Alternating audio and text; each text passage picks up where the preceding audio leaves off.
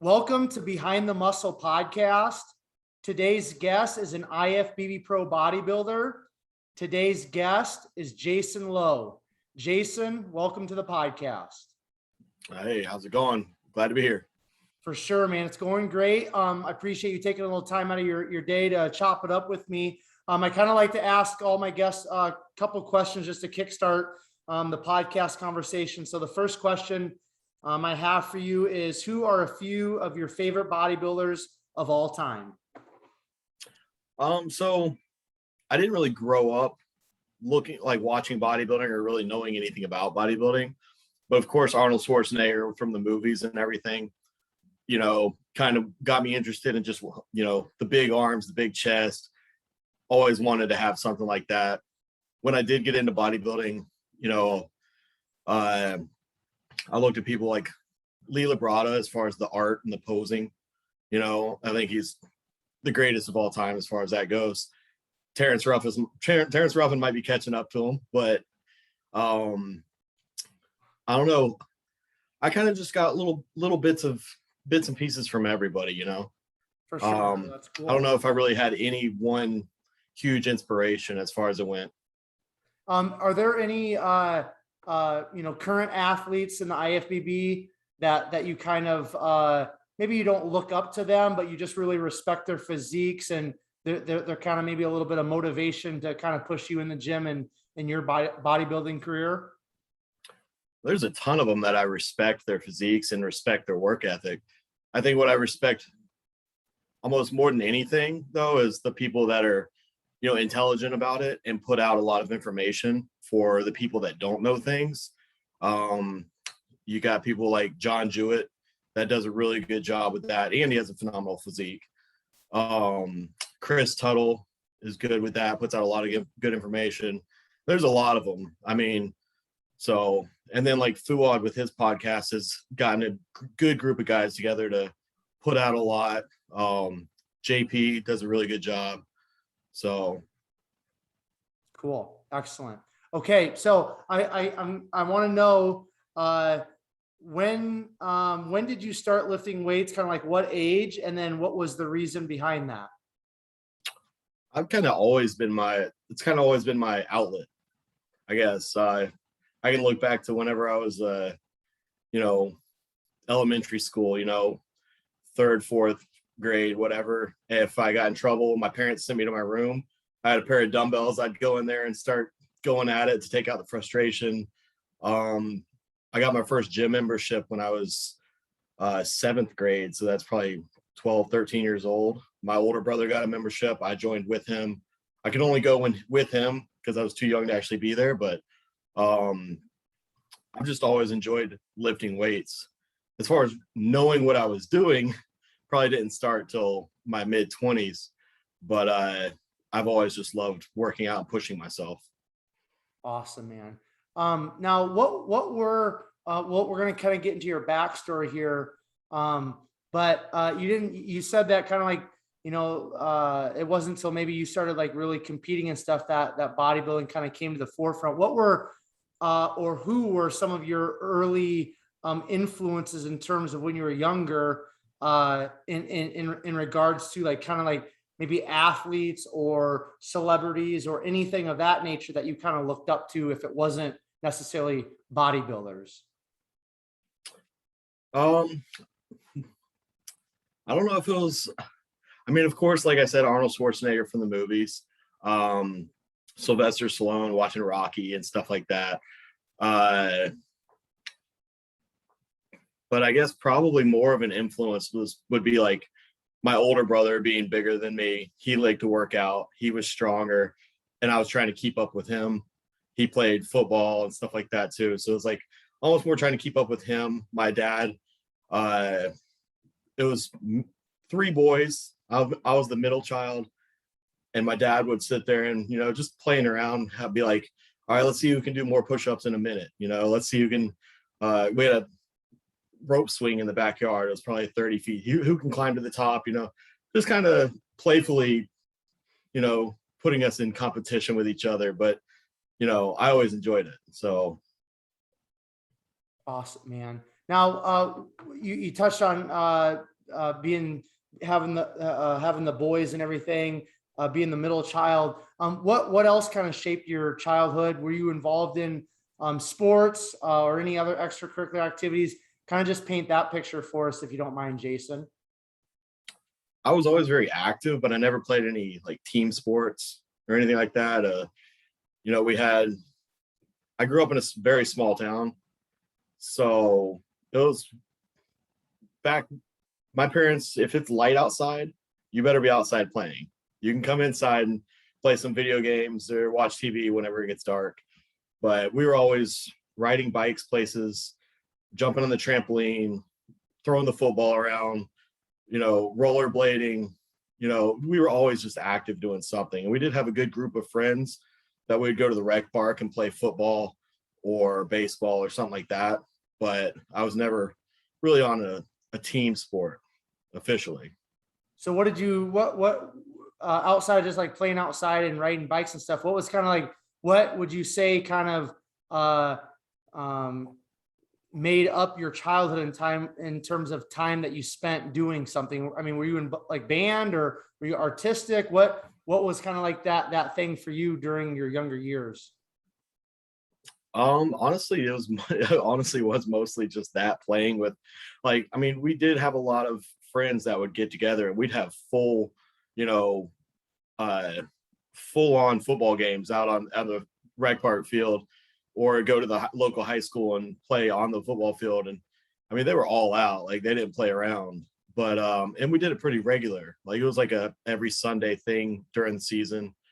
But I don't know, I was always into more of the, I guess, like the trampoline. Like I did a lot of like, you know, gymnastic type stuff growing up. I was in gymnastics for a very short period of time when I was really young, and I just kind of always liked that. I did diving camp at Florida State University. I went there and for diving camp and just different things like that. I always liked being muscular, but I was never that big. I was always fairly strong, but I was never very big.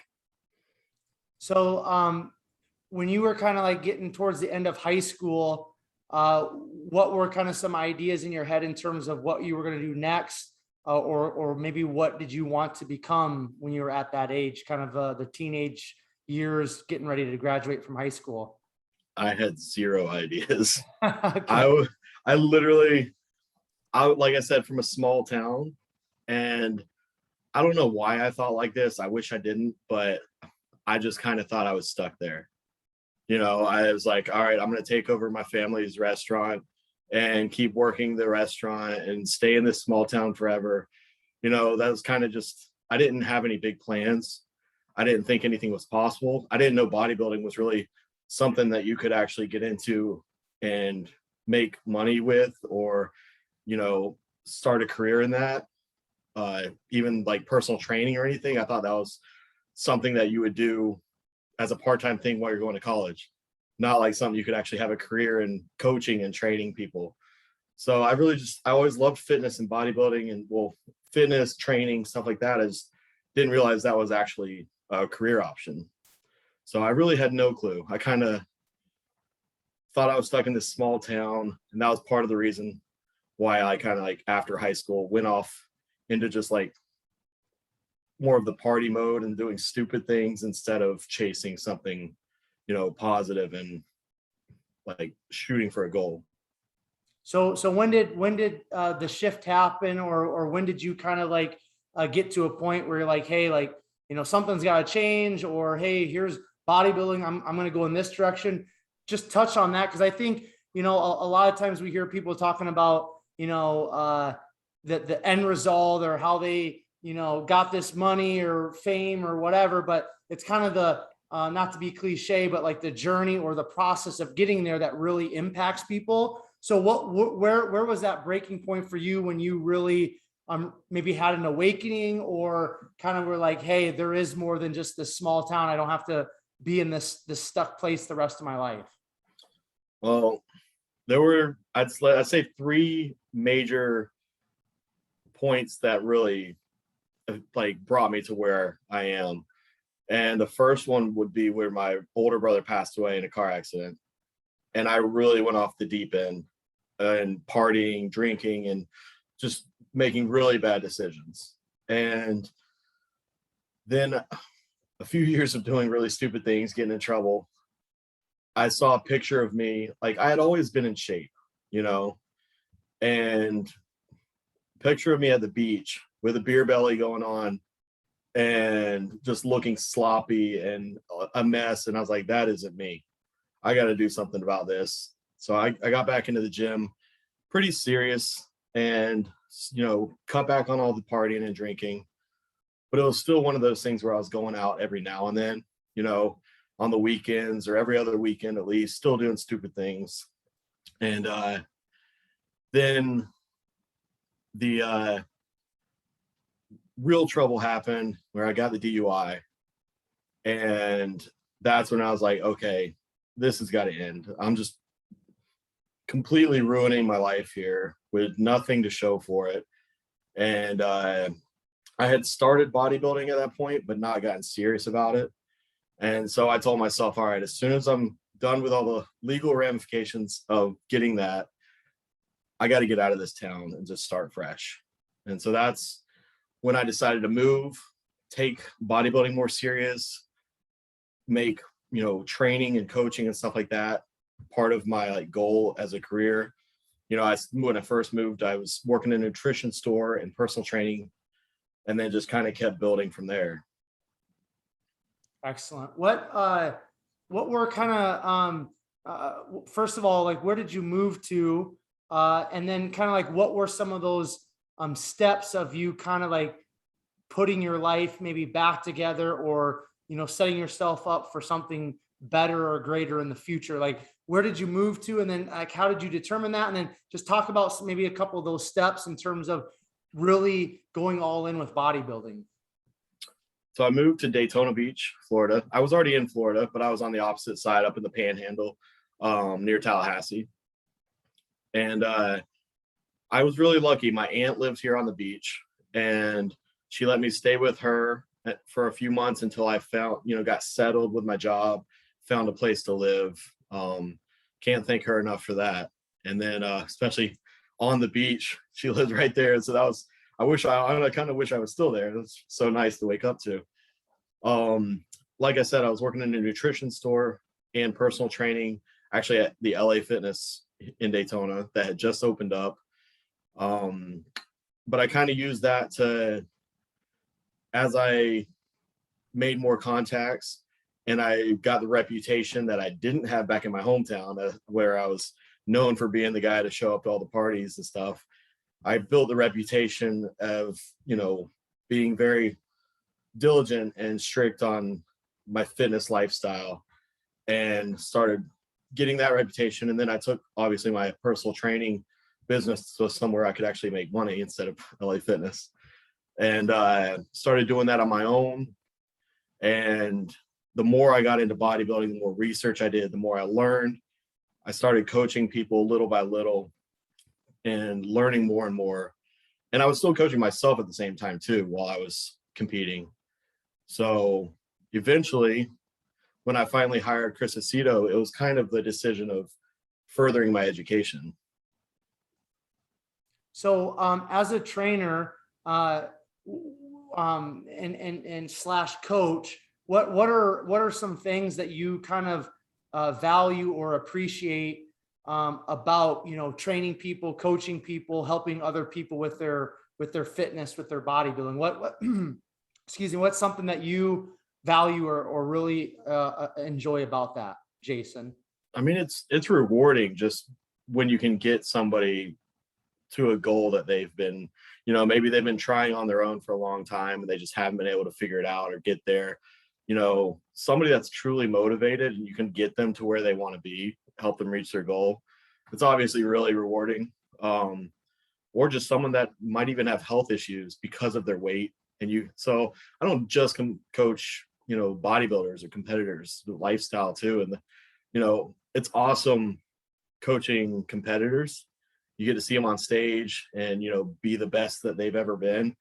But lifestyle clients are just, I don't know, possibly even more rewarding, just because of, it could be a health issue. It could be something, and you could really like almost change their life.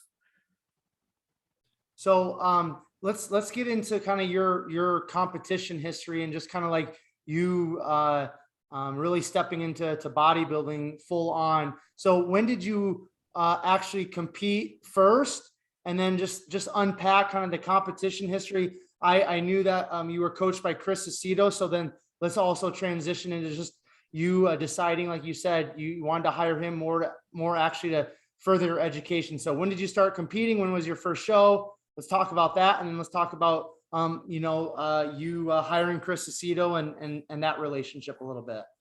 All right, so my first ever NPC show was 2015, the Diamond Classic, but I actually did a couple drug tested shows in different organizations before that.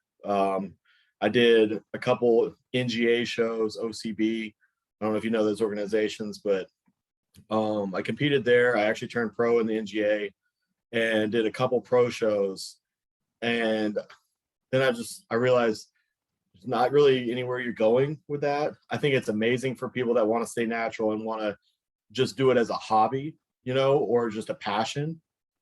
Have that goal to shoot for, get on stage once or twice a year. But if you're really trying to make something out of it, a career-wise or something like that, I feel like the IFBB, the NPC is where you got to be. So 2015 is when I decided to switch over.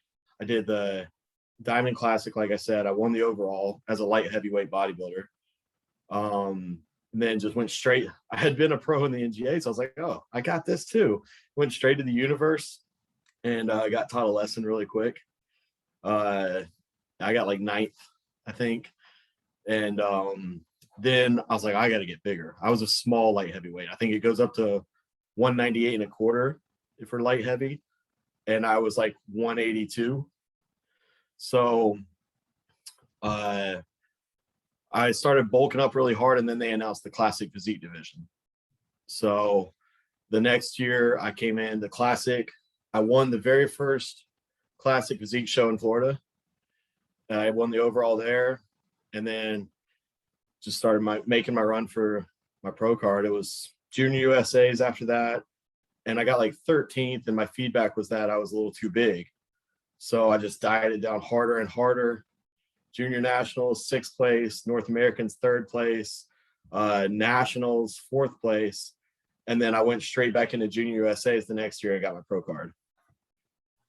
So go ahead. I was just gonna say, and I was still coaching myself the entire time for all of that. I was still natural, and I did 2 pro shows as soon as I got my pro card. I did the Chicago Pro and then Tampa Pro, and I got 7th in Tampa, but I just really didn't like my look at all. I saw Chris Aceto sitting on the stairs in the lobby right as I came out of prejudging, and I knew I didn't look my best. It's bad when your mom that doesn't know anything about bodybuilding looks at you, and she saw me the night before and was like impressed as can be, and saw me on stage. And when I came off, she said, "What happened?" And I was like, oh, I was like, man, I was just flat, washed out. So that's when I met Aceto and actually like decided I need somebody to further my education, learn the best ways to do things and all that. And then after that show was also the first time I got my blood work done. And after dieting so extreme and so hard nonstop for so many shows, my testosterone was just in the toilet. So the doctor prescribed me TRT, and then that was also a good reason for having a coach for the first time, because I didn't know anything about that side of bodybuilding. So what are some things that you learned about coaching yourself? I've had quite a few IFBB pros on here now, along with coaches, and sometimes we get to this point where I ask them, if they're a IFBB pro, I'm like, hey, what do you think about getting a coach right away? What do you think about prepping yourself for a while? And you kind of get different people say different things, obviously, but they're pretty passionate about, hey, get a coach right away, or, prep yourself right away. There's not any really in between. So from your perspective of prepping yourself for all those competitions and being very successful, where are you at with getting a coach in terms of starting bodybuilding, and when should you get one? And kind of what are some lessons that you learned by just prepping yourself for those early shows? I'm going to be your in-between guy. What's that? I'm going to be your in-between guy here. Perfect. So Perfect.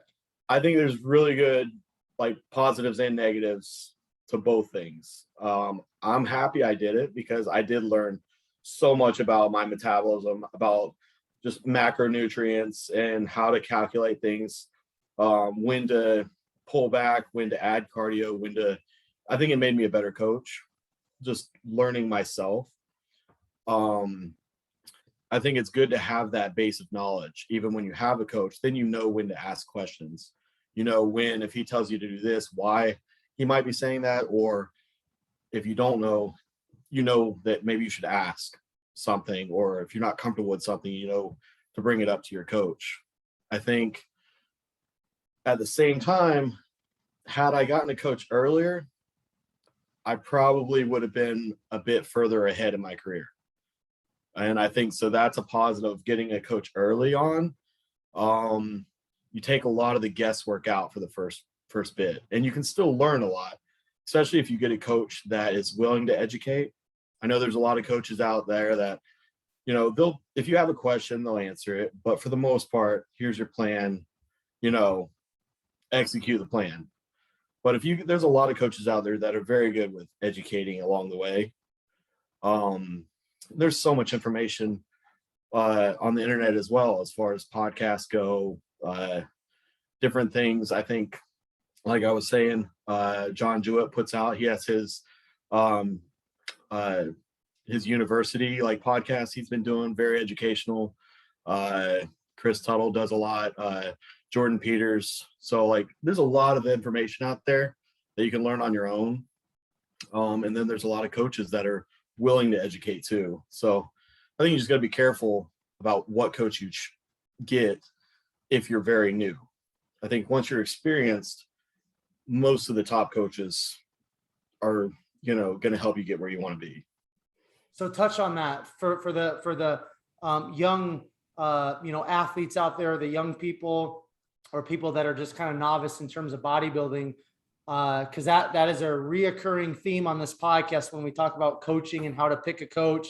It's like, hey, just make sure you get the right coach, be careful. But for, people that are just new to this, they don't even really know what we're talking about when hey, be careful or get the right coach. Well, it's like, okay, yeah, that kind of makes sense, right? Get the right coach, but how do you get the right coach?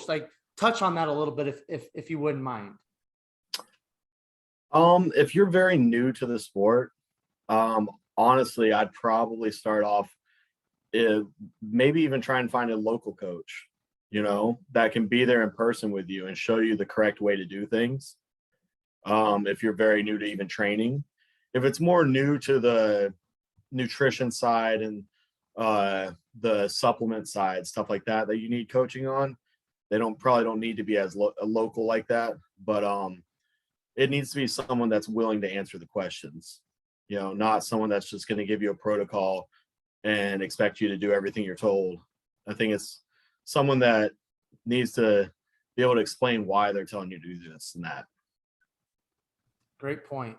So going back to Chris, you said you kind of saw him just sitting at one of the shows or something on a step. Did you, how did you approach him and how did that go? And then just touch on that a little bit, because obviously, I've never had Chris on the podcast, but a lot of the guys I've had on the podcast, they've had him as a coach at some point or even currently, and just listening to him on different podcasts, he seems like a very interesting guy. So how did that go when you initially approached him?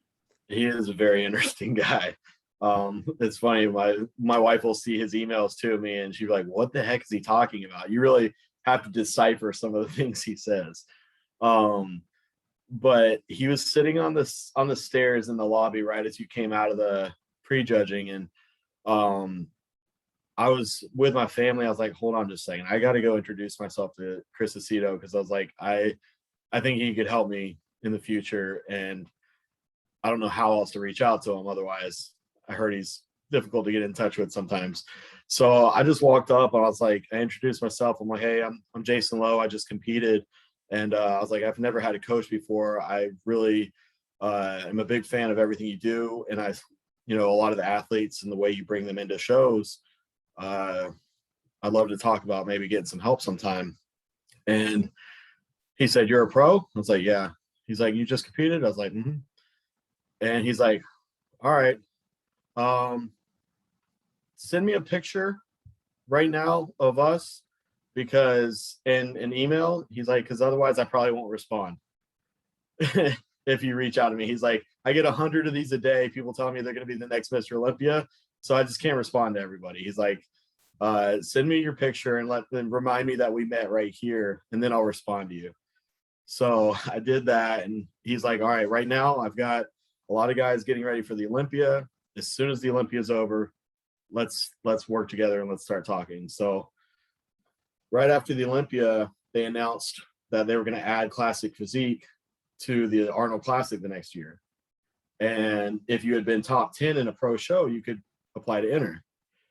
And I had just gotten 7th in Tampa. So I emailed him. I was like, hey, what do you think about trying to get ready for the Arnold Classic? First year classic physique's going to be in it. And he's like, all right, let's start right now. I was like, right now? And he's like, yeah, let's go. What's wrong? I was like, I got married yesterday. I was like, can I finish my cake first? Because I think my wife would be pretty upset if we didn't at least finish off the wedding weekend. He's like, all right, send me pictures when you get back home, and we're getting started. So I literally started prep for the Arnold Classic like as soon as I got home from my wedding weekend with him. And it's been a very educational experience, really. So let's talk about just kind of your you kind of mentioned a little bit your pro your placings in some of your pro shows or whatever, but how did that classic physique go, Arnold? And then you've now since transitioned to 212. So talk about that transition process, Jason. So we got ready for the Arnold Classic, and I was kind of growing. I know people always the debate about growing into a show, but I was growing into the show. We were, I had gotten on the TRT, and that's a whole nother topic with people talking about dosages of stuff like that. But he never once made me use more than my TRT. And, of course, near the end, you might add some other things in. But as far as the testosterone goes, never went higher than my TRT. But I was just growing because I was actually back up where my levels should be, and I had been like fighting an uphill battle before that because I was so shot down. And we got close to the Arnold Classic, and I was still like 10 pounds overweight, but I was peeled to the bone. So it was like fasting for 24 hours to make weight. We ended up getting 11th place at my first Arnold Classic, and we kept pushing because we wanted to make it to the Olympia. I think I did like 5 shows that year, actually.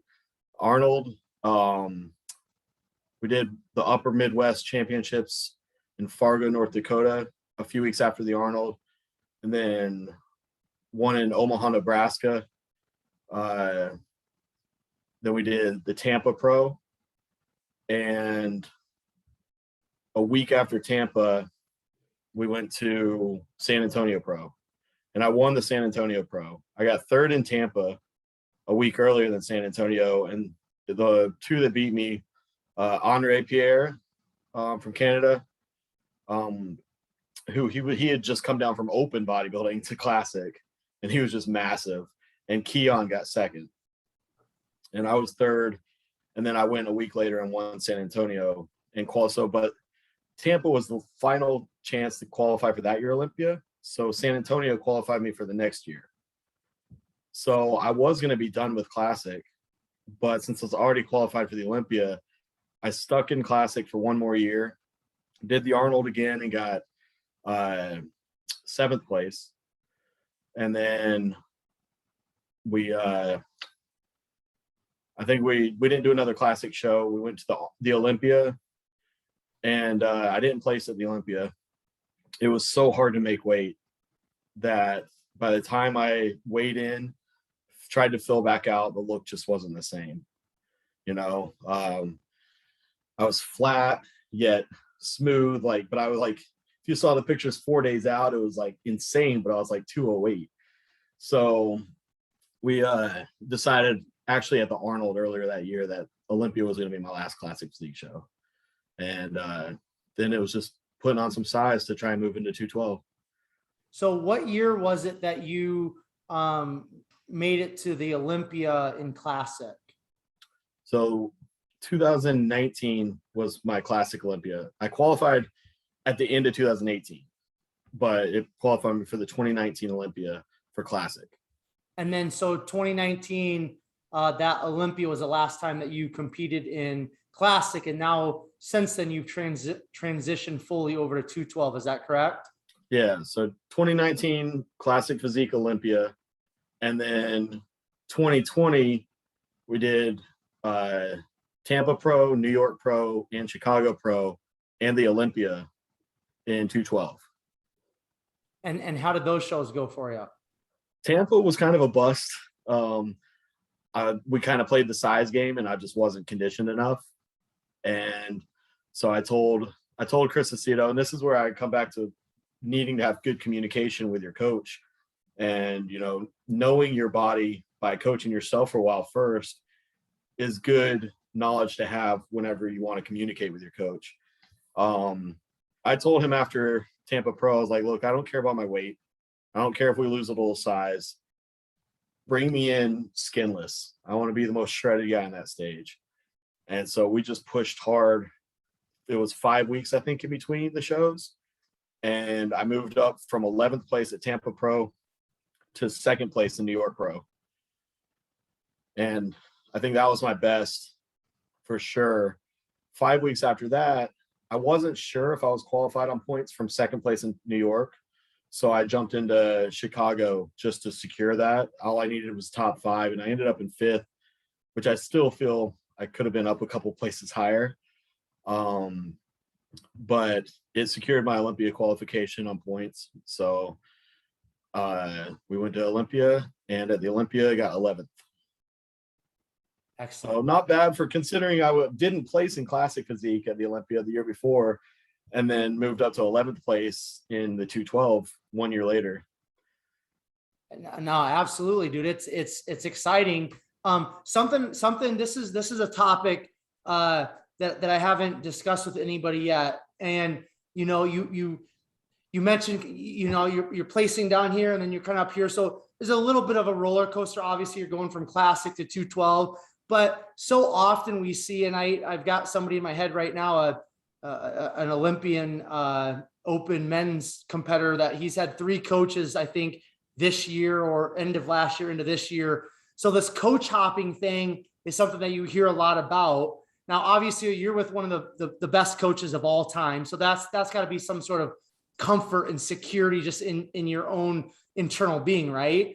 But, most of us are very competitive, and we want to win, or we want to be bringing our best to the stage whenever we're competing. So touch on sticking with your coach, sticking with Chris, even maybe when you're frustrated with maybe some lack of communication or frustrated with the package you guys brought. Why do you think it's really important to hang in there with your coach and really give them an opportunity, to grow together?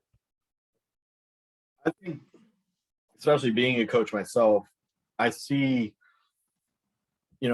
there's never going to be a perfect prep, and the longer you're with someone, the more you're going to learn their body, the more that you're going to learn their metabolism, how their body responds to different things.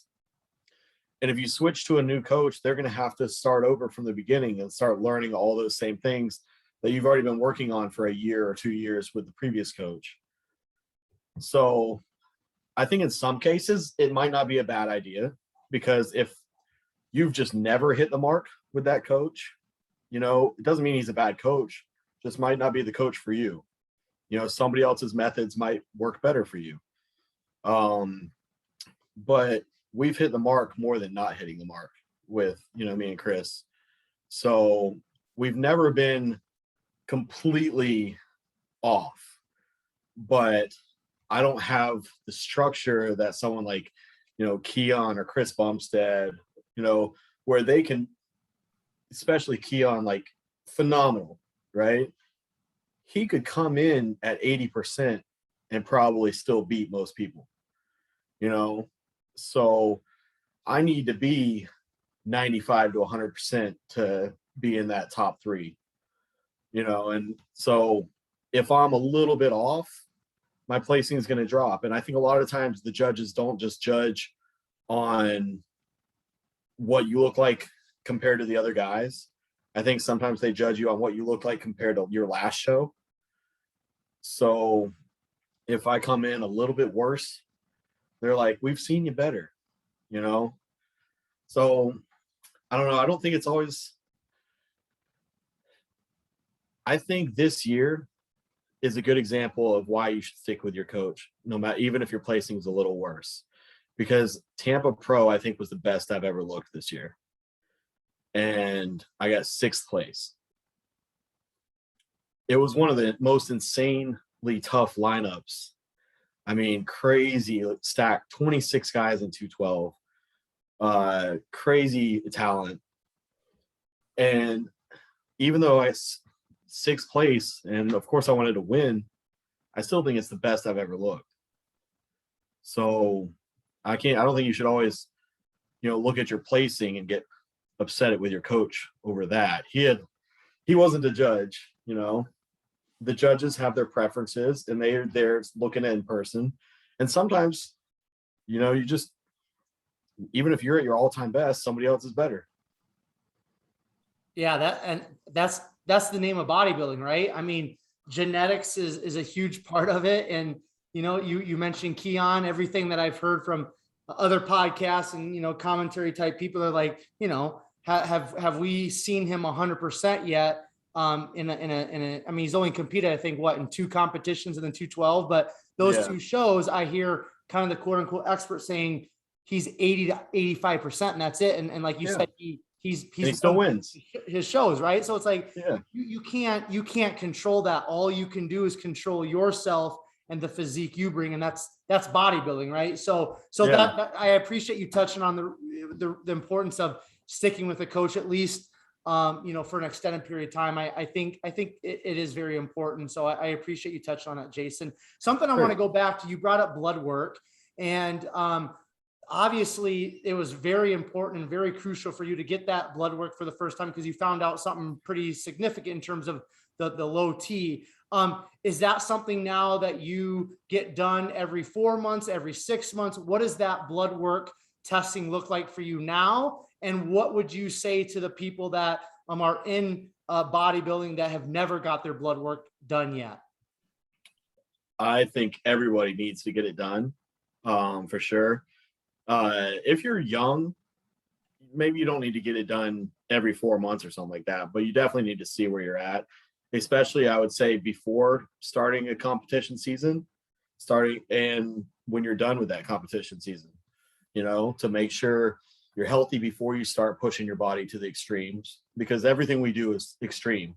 You know, the dieting, the training, everything pushes your body to the extreme. So I definitely think you should get it done at least before starting that competition prep, and when you're done with it, to, you know, see where you're at, hopefully healthy, but if not, you know what needs to be fixed before, you know, going into an off season where you're going to start pushing yourself with more amounts of food and everything too. So I always get mine done at least twice a year, but sometimes more. If, you know, say I got it done, you know, January, and then I'm going to start prep in April, I'll get it done again in April before I start the prep. And then I'll get it done again when I'm done competing for the year. So I just got mine done actually last week. So now, how do you go about doing the blood work? Like, do you go just like to a local blood draw place? You go to like a specific doctor? Because I know once you kind of get into bodybuilding, it's hard to find people like physicians and everything like that that kind of understand or get what you're doing, and you can get some misinformation from those professionals if they don't understand the bodybuilding side of things. So how do you go about that to get accurate readings and kind of get what you need done in terms of blood work? Yeah, I don't know how it is in all countries. I know, but in America, there's an anti-aging, you know, place pretty much on every corner. Okay. They're all over the place. So, yeah, I go to an anti-aging rejuvenative center here in Daytona, and they are very, very good at what they do. They, the main doctor there who started the place up was actually has like records in powerlifting. He did bodybuilding in the past and stuff like that and stuff. So he's very knowledgeable and understands everything that we do and the doctor side of it. So I love going there because he gets it. You know, if something's a little off in my blood work, he knows the questions to ask. I tell him what's going on and he's like, okay, that's why this is like that. So definitely good to find someone that knows a little bit at least of what we do, because like you said, like you go to a general practitioner, you get your blood work done, and if you're living the bodybuilding lifestyle, something's going to be off, and they're like, you know, we got to send this guy to the ER stat or something, and they don't know the right questions to ask just because that's not their, you know, that's not their field really. They don't look into that type of stuff and all that. So yeah, I definitely think that anti-aging centers are a better place to go for that. Great advice. Perfect. So how many shows did you compete in this year then, Jason? Just 2 this year. Just Chicago Pro, which was in Atlanta, and the Tampa Pro. Okay. So kind of from those shows this year, what is kind of, I know you want to get back on the Olympia stage, but moving forward, kind of what does the process look like for you in terms of maybe some lagging body parts or areas that you need to focus on? What does that process look like for you going into 2022 to get back on the Olympia stage? So I got feedback from the judges after Tampa, and it was all good feedback. And then the couple things they told me to work on were things I already pretty much knew.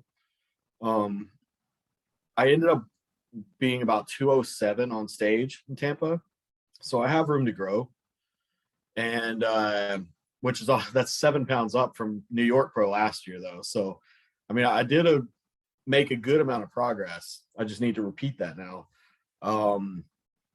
They said my outer quad sweep, you know, which I already knew, that's always been a tough area for me to really pack on size and really get the sweep to come out. So that's an area that's kind of lagging I need to bring up. And then they also mentioned my lower lats. Like I think my back is one of my stronger areas, but they even said that as well. But they said the lower lats are lacking development that the rest of the back has. So just to bring up that. And then the final thing Tyler Mannion mentioned actually was my mobility. He's like, you got to stretch, bring up more mobility, because that's going to help be able to hit some of the poses a little easier and a little better that I would struggle with, like the front lat spread and stuff like that. It'll just help me actually look better in those poses, look more comfortable in those poses. So I've been doing that. I have a stretching routine every morning with my fasted cardio. My wife is actually recovering from 2 herniated discs, so she's been doing like healing yoga and stretching routines as well. So I've been jumping in and kind of having her push me on those, because I am probably the least flexible person ever. So I need this. I knew I needed it. And it's just one of those things that you kind of, you know, it was one of those things, oh, I'll start stretching. I'm going to start a stretching routine next week. Just like other people were like, I'm going to start going to the gym next week. And just never ends up happening. And that's how I was with like stretching and stuff like that. It's one of those things, I guess I'm hoping as I get better at it, I enjoy it more, because right now I hate it, but I know I need it. For sure. What is massage, tissue work, chiropractic work? Is that something too that you're trying to implement more, or has it been something that's always been in your bodybuilding regimen?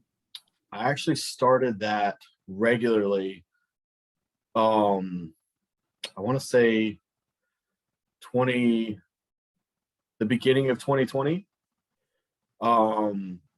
And I think that's also one of the things that has helped me in progressing with bodybuilding a lot more, as far as growing, even just helps, break up all that scar tissue and increase mobility, recovery, everything like that. So yeah, I go to the chiropractor at least once a week, sometimes twice a week, and do Graston, cupping, muscle work, stuff like that, get an adjustment, everything. The cryo chamber sometimes, just she's got all the tools there too. So she's got the E-stim, the whatever she puts on me and helps me fix me. Something I want to ask you about, because I'm a drug-free athlete myself, and this is something I know that I need to work on. So when you said the judges told you to work on the outer quad sweep, I was like, oh, I gotta ask him a little bit more about this. What are you doing in terms of movements to kind of help that area? Because from my personal perspective and opinion, it has a lot to do with genetics. But then you kind of hear some people talking about, foot placement and all that. So obviously, with genetics aside, there are some things I think that you can always do with muscle and body parts to maybe help stimulate some growth. But outer quad sweep, what are you kind of doing to tackle that and improve that area? I think you're 100% correct with the genetics part. But and that's my issue as well. The sweep is just a hard part to develop. But I think my quads have come up a lot in the past year. And one of those things I attribute to the hack squat. I went from doing a lot of barbell squats to focusing, I don't even know the last time I did a barbell squat, focusing majority on the hack squat. And it takes a lot of my hamstrings and glutes out of it, which we're getting a lot of the development from the barbell squat. And doing more of a progressive overload style on that. So I'll do my warm up, a little bit of extensions and curls just to get everything moving. And then progressive overload on the hack squat, where I'll work up to a top set where I'm going to fail somewhere between 6 and 9 reps. If I get 10, then next week I have to increase the weight. And then I'll do a back off set where I'm going to fail somewhere between 12 and 15 usually. So a little lighter and still going to failure though. And then I move on. I think a little less volume has helped me grow too. Because I used to be the guy that pound every angle, every machine, like, so many sets and everything. And now almost every exercise will be a top set, a back off set, or a top set and some kind of intensifier. Like I'll do a top set and then I'll do one more set where I'll do a drop set or a rest pause or something like that. And my quad focused leg workout, I actually just uploaded one to YouTube a week or two ago. But it's basically, like I said, the warm up, the hack squats. I'll go to a leg press and then finish off with either Bulgarian split squats or lunges.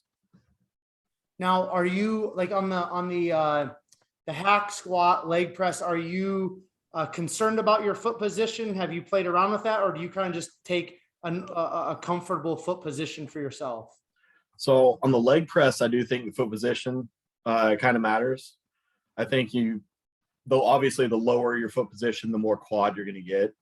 I think you should go as low as possible where your foot can still stay flat and you're not going to roll up on your toes. Obviously not too wide. Wider you go, the more like adductor and hamstring is going to start coming in. which I also need to bring up my adductors though. So sometimes it will go a little wider. On the hack squat though, I think that you should put your feet wherever you're the strongest. Because overall, that's the power movement of the workout. Like that is the meat and potatoes of the workout. And a little bit of change in foot placement might make a little bit of difference, but putting your feet wherever you have the most strength and can lift the most amount of weight is going to build the most muscle, I think. Perfect advice, man. I appreciate that. Now, in terms of the rest of your body parts, kind of what you said, you got your top set, you've got a back off set or some sort of intensifier. For the rest of your body parts, then is that kind of how you train them as well then? For back and chest, yeah. Okay. For smaller things like shoulders and arms, I keep those pretty high volume and high intensity, like a little higher rep, a lot of supersets, giant sets, stuff like that. In fact, right now in the off season, I switched. I don't even have an arm workout anymore. I just throw like 1 or 2 bicep exercises in at the end of one of my back workouts, 1 or 2 tricep exercises in at the end of chest. So those are not areas that really need to improve a lot compared to other areas. So the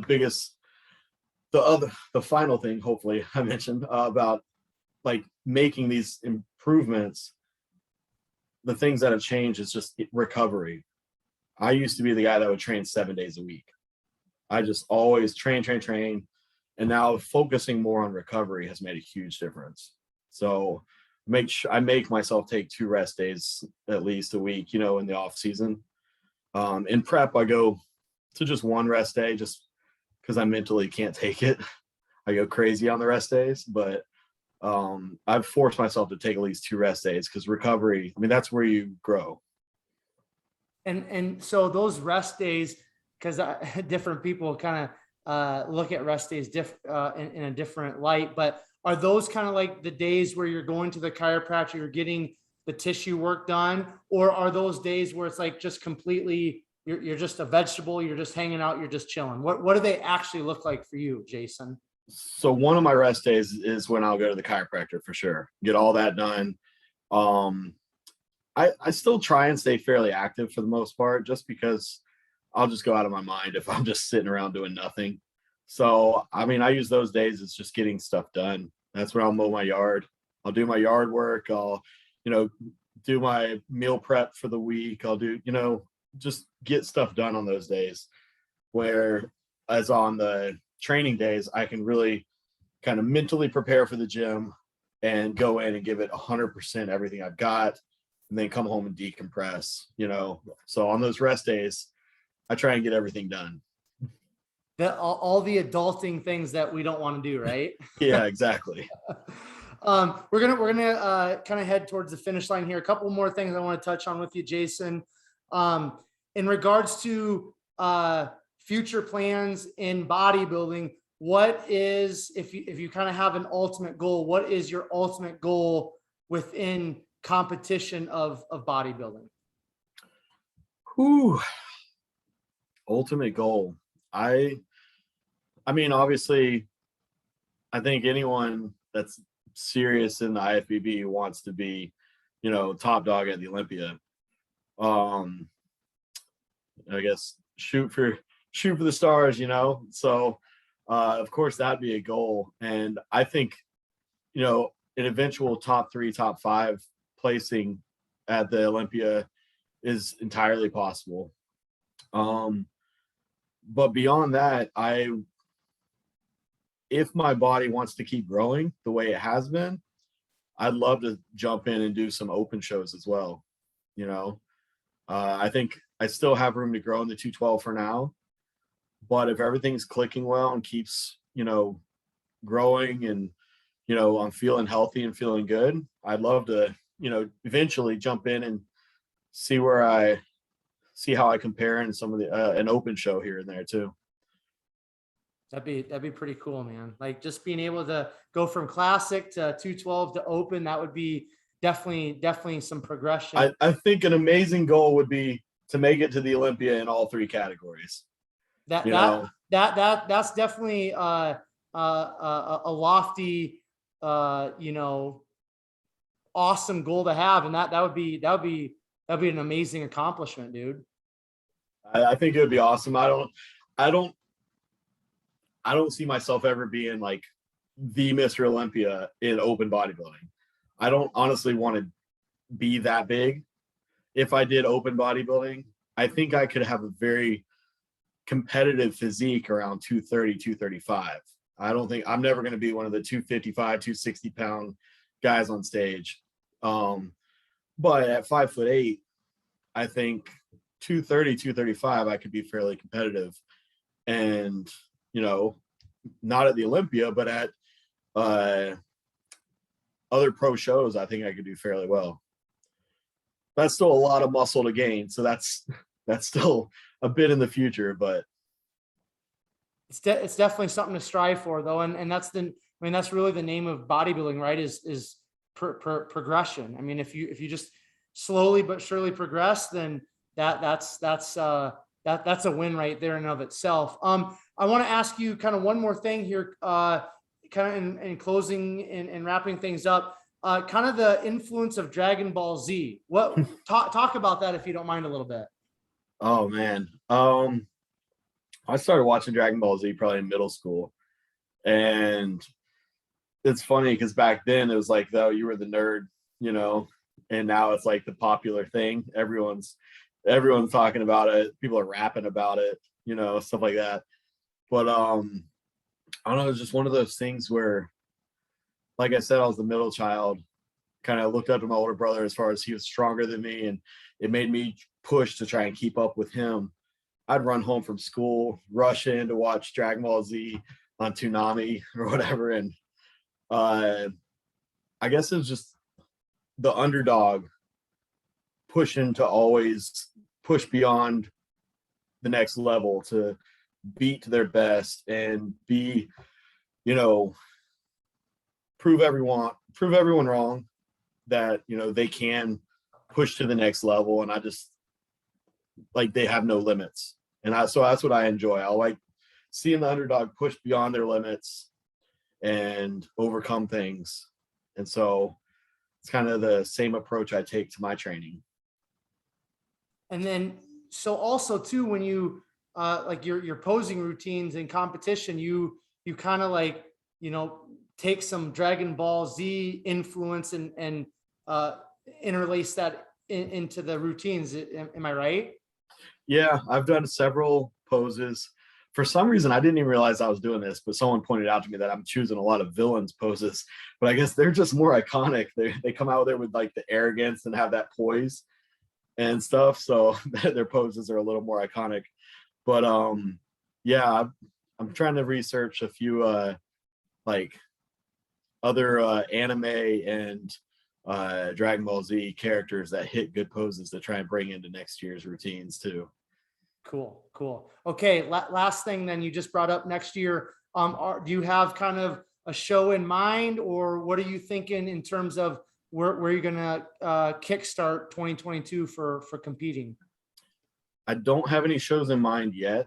I mean, there's several that I have in mind that I would like to do, but I want to see kind of where I'm at come January.